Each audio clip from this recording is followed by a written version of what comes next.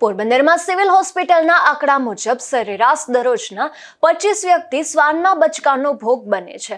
Supreme કોર્ટનો આદેશ છે કે જાહેર સ્થળોએથી રખડતા કૂતરાને હટાવવામાં આવે, પરંતુ પોરબંદર મનપા પાસે જગ્યા જ ન હોવાના કારણે કૂતરાઓ પકડવામાં આવતા નથી। ત્યારે આ મામલે રજૂઆત કરવામાં આવી છે।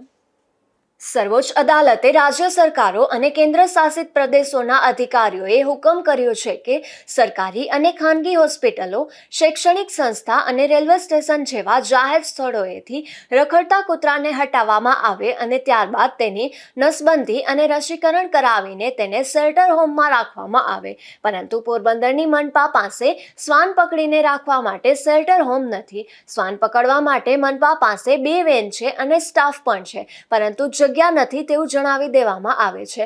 મહત્વની વાત એ છે કે સરકારી હોસ્પિટલના આંકડા મુજબ ગત જાન્યુઆરી માસમાં 759 વ્યક્તિને શ્વાને બચકા ભર્યા હોવાથી દર્દીઓ સારવાર માટે હોસ્પિટલમાં આવ્યા હતા, એટલે કે સરેરાશ દરરોજના 25 વ્યક્તિ કૂતરાઓનો શિકાર બને છે। શહેરની દરેક શેરીઓ અને માર્ગો પર કૂતરાની વસ્તી વધી રહી છે, ત્યારે કોર્ટના આદેશ બાદ પણ મનપા દ્વારા એક પણ શ્વાનને પકડવામાં આવ્યા નથી, જેને કારણે નિર્દોષ લોકો કૂતરાઓનો શિકાર બની રહ્યા છે।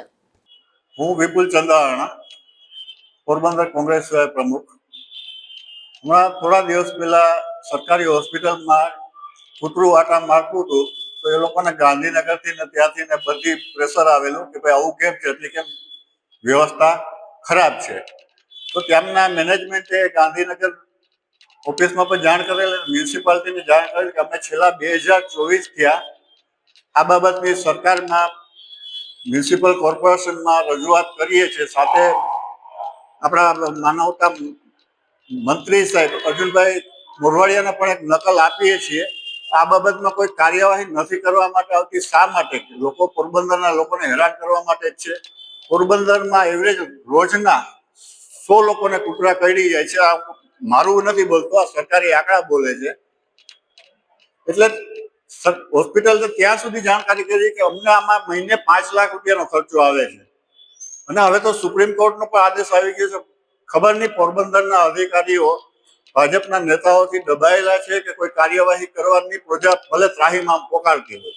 તો મારી આ બાબતમાં રજૂઆત છે ને વ્યાજબી કરવા મારી નમ્ર વિનંતી છે। મનપા દ્વારા શ્વાનોની વસ્તી નિયંત્રિત કરવા શ્વાનોને પકડીને ખસીકરણ કરવા અંગે 4 વખત ટેન્ડર પ્રક્રિયા કરવામાં આવી હતી, પરંતુ ચારેય ટેન્ડર નિષ્ફળ નીવડ્યા છે અને એક પણ એજન્સી આવી નથી। ત્યારે હવે મનપા દ્વારા 5મી વખત શ્વાનના ખસીકરણ માટે ટેન્ડર પ્રક્રિયા કરવામાં આવશે તેવું જાણવા મળે છે। ત્યારે હાલ તો શ્વાનોના શેરી ગલીઓમાં વધી રહેલ ત્રાસ મામલે કોંગી અગ્રણી વિપુલ ચંદ્રાણાએ પણ મહાનગરપાલિકા ખાતે આવેદન પાઠવી રજૂઆત કરી છે અને વહેલી તકે શ્વાનોનો ત્રાસ દૂર કરવા માંગ કરી છે। નિપુલ પોપટ સાથે અશોક થાનકી, ગુજરાત ન્યૂઝ, પોરબંદર।